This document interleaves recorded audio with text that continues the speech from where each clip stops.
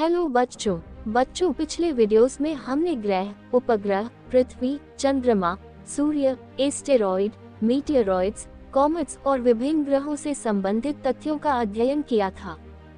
कुल मिलाकर हमने पूरे सौरमंडल का अध्ययन कर लिया था। आज हम आकाशगंगा बारे में जानेंगे। आपने आकाशगंगा गैलेक्सी के बारे में तो जरूर सुना होगा। जब आप आसमान पर नजर मारते हैं तो किसी बड़े से पूछते हैं कि यह आसमान में इतने सारे तारे क्यों हैं और कहाँ होती है, तब आपके सामने आकाशगंगा का जिक्र जरूर हुआ होगा। आखिर आकाशगंगा क्या है?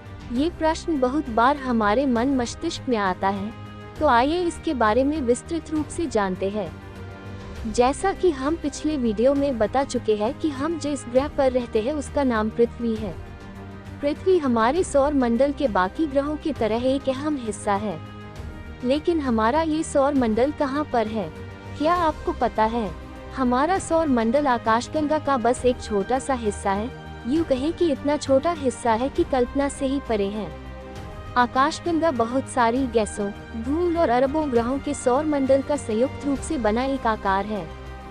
इसे आप दूसरे शब्दों में ऐसे समझ सकते हैं कि बहुत सारे ग्रह मिलकर एक सौर मंडल का निर्माण करते हैं, और ऐसे करोड़ों अरबों से भी ज्यादा सौर मंडल मिलकर बनाते हैं एक आकाशगंगा। आखिर क्या है आकाशगंगा? एक आकाशगंगा एक विशालकाय रूप है जिसमें सौर मंडल के साथ साथ धूल के कणों, बहुत सारी गैसों का भी संयोजन रहता है। आकाशगंगा गुरुत्वाकर्षण बल से पूर्णतया जुड़ा रहता है। हमारी आकाशगंगा का नाम मंदाकिनी है। हमारी आकाशगंगा मिल्की वे गैलेक्सी के बिल्कुल बीचों बीच में एक बहुत ही भारी ब्लैक होल भी है। इस तरह के ब्लैक होल को सुपरमैसिव ब्लैक कहा जाता है। इस ब्लैक होल का द्रव्यमान 40 लाख सूर्यों के बराबर है। जब कभी रात में अगर आप खुले आकाश को देखें तो आपको बहुत सारे तारों को देखने का मौका मिलता है, जिसमें हमारे आंखों के सामने आकाशगंगा में उपस्थित अन्य तारे भी हम देख सकते हैं। कभी कभी यह बहुत काला या अंधेरा जैसा भी हो जाता है। जब हम कुछ तारे ही देख पाते हैं तब वहाँ धूलों का जमावड़ा हमारे नज़र को धुंधला कर देता है, जिसे हम हालांकि स्पष्ट रूप से नहीं देख सकते।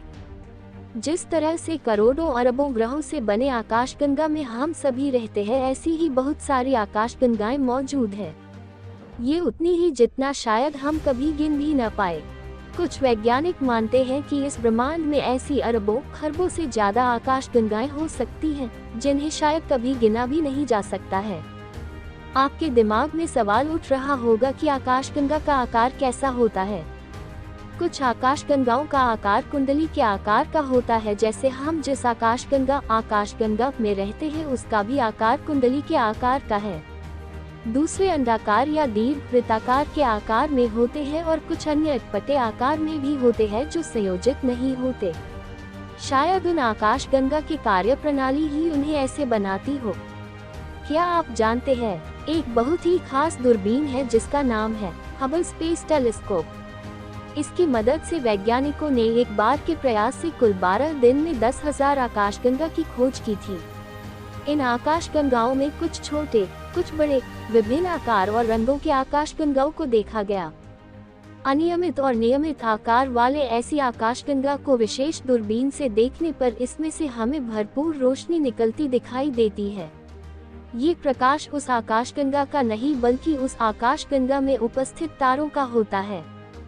कभी कभी अलग अलग आकाशगंगा एक दूसरे के बहुत पास भी आ जाती है, और कभी कभी इनमें टकराव भी हो जाता है, जिससे उस आकाशगंगा के गुरुत्वाकर्षण पर बल पड़ता है और उस आकाशगंगा में मौजूद सभी ग्रहों का विनाश हो जाता है। आकाशगंगा के टूटते ही उसमें मौजूद गैस, ग्रह सब अलग अलग होकर नष्ट हो जाते हैं। हमारी पृथ्वी भी अन्य आकाशगंगाओं की तरह एक दिन आकाशगंगा से लड़कर टूटकर नष्ट हो जाएगी। हमारी आकाशगंगा के पास में मौजूद सबसे नजदीक आकाशगंगा का नाम एंड्रोमेडा है, जिससे पृथ्वी एक दिन टकराएगी और आकाशगंगा एंड्रोमेडा और हमारी आकाशगंगा दोनों एक साथ नष्ट हो जाएंगी। बच्चों, आज के वीडियो में इतना ही। मिलते हैं अगले वीडियो में एक नए टॉपिक के साथ। अगर चैनल को अभी तक आप लोगों ने सब्सक्राइब नहीं किया है तो चैनल को सब्सक्राइब कर ले, इसे लाइक करके आगे शेयर कर दे।